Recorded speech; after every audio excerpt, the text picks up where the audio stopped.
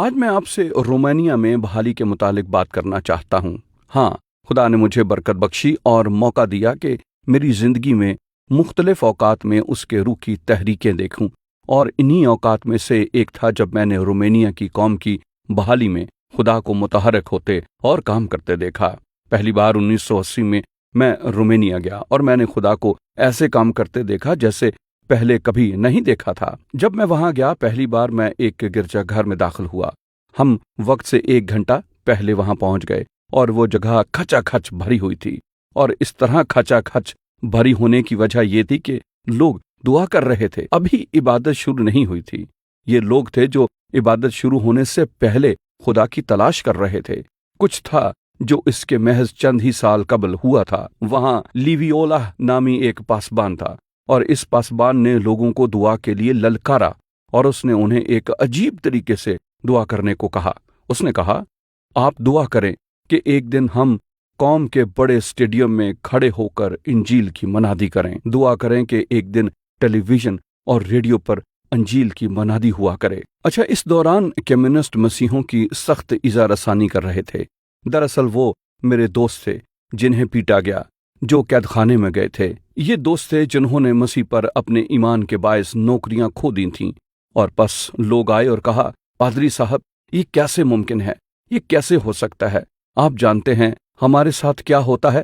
اور پادری صاحب نے کہا، آدمیوں کے لیے یہ ناممکن ہے، لیکن خدا کے لیے سب کچھ ممکن ہے۔ آپ دعا کریں۔ اور لہٰذا انہوں نے دعا کرنا شروع کیا، اور انہوں نے خدا کی تلاش شروع کی، اور اسی وقت جب اس نے انہیں دعا کے لیے بلایا، اس نے انہیں توبہ کے لیے للکارا۔ ضروری ہے کہ جو خدا کو جانتے ہیں اپنے گناہوں سے باز آئیں، اور روتے ہوئے اور اپنے گناہوں سے پھرتے ہوئے کلیسیا میں شامل ہوں۔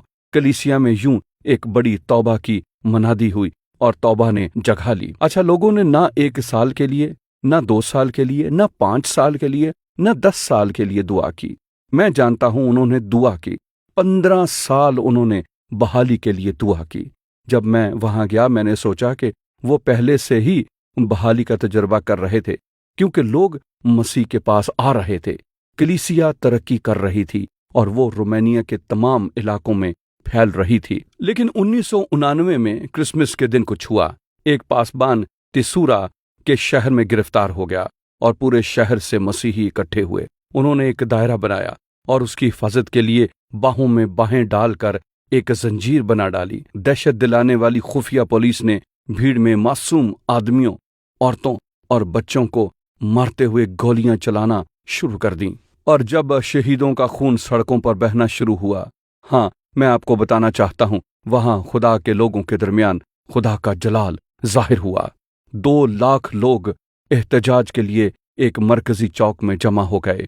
وہ لوگ جنہیں عمر بھر دہریت سکھائی گئی تھی چلانا شروع ہو گئے، ایک خدا موجود ہے، ایک خدا موجود ہے، ایک خدا موجود ہے۔ یہ نظارہ قوم کے سب بڑے شہروں میں پھیل گیا، اور خدا نے ایک قادر بحالی بھیجی، اور اس دن سے رومانیہ پھر پہلے جیسا نہیں رہا۔ اچھا، میں آپ کو کچھ بتانا چاہتا ہوں۔ میں نے اس لمحے سیکھا کہ جب بحالی آتی ہے تو خدا پوری قوم کو بدل دینے کی قابلیت اور قدرت رکھتا ہے۔ ہوسیہ نے کہا، آؤ ہم خداوند کی طرف رجوع کریں۔ ہم میں سے وہ جو خداوند کی طرف رجوع لا چکے ہیں، ضرور ہے کہ ہم خدا کی طرف پھریں۔ ہم میں سے وہ جو خدا کی طرف رجوع لا چکے ہیں، ضرور ہے کہ ہم خداوند کی طرف متوجہ ہوں۔ وہ ہمارے دلوں میں بحالی بھیجے گا، وہ ہماری کلیسیاؤں میں بحالی بھیجے گا،